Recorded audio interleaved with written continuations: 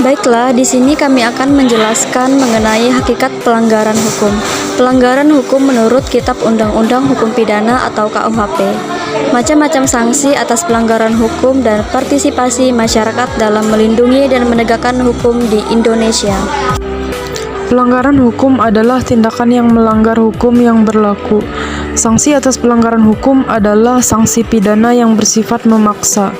Pelanggaran-pelanggaran hukum dibagi menjadi 9 bagian, yakni sebagai berikut. A. Pelanggaran keamanan umum bagi orang atau barang dan kesehatan, pasal 489 sampai 502. B. Pelanggaran ketertiban umum, pasal 503 sampai 520. C. Pelanggaran terhadap penguasa umum, pasal 521 sampai 528. D.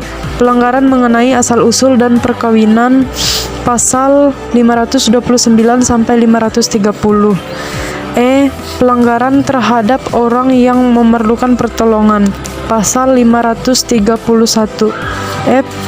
Pelanggaran kesusilaan, pasal 532 sampai 547. G. Pelanggaran mengenai tanah, tanaman dan pekarangan, pasal 548 sampai 551. H. Pelanggaran jabatan, pasal 552 sampai 559. I. Pelanggaran pelayaran, pasal 560 sampai 569.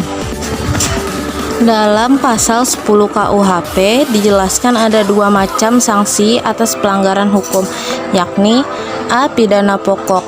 Pidana pokok yaitu pidana mati, penjara, kurungan, denda, dan tutupan. B. Pidana tambahan. Pidana tambahan yaitu pencabutan hak-hak tertentu, perampasan barang-barang tertentu, dan pengumuman keputusan hakim. Berikut penjelasan hukum pidana. A.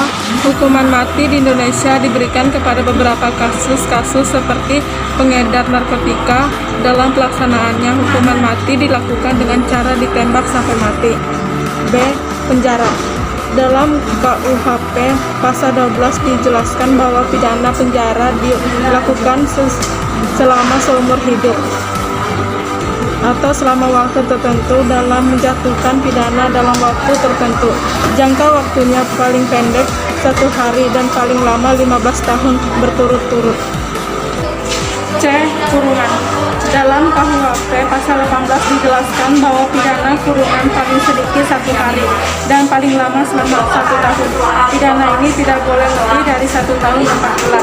D. Denda. Salah satu bentuk sanksi adalah hukuman denda. Besarnya hukuman denda diatur dalam undang-undang berkait dengan tindakan pelanggaran dan kejahatan yang dilakukan. E. Tutupan. Dalam pelaksanaannya, hukuman ini diatur dalam Undang-Undang Republik Indonesia Nomor 20 Tahun 1946. Partisipasi masyarakat dalam melindungi dan menegakkan hukum di Indonesia.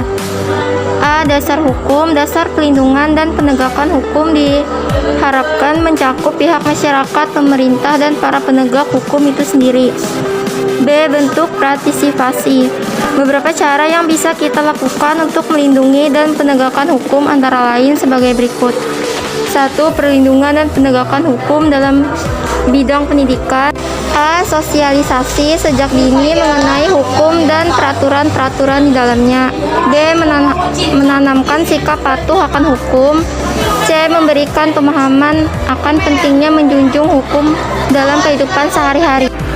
Demikian presentasi kami hari ini. Sekian dan terima kasih.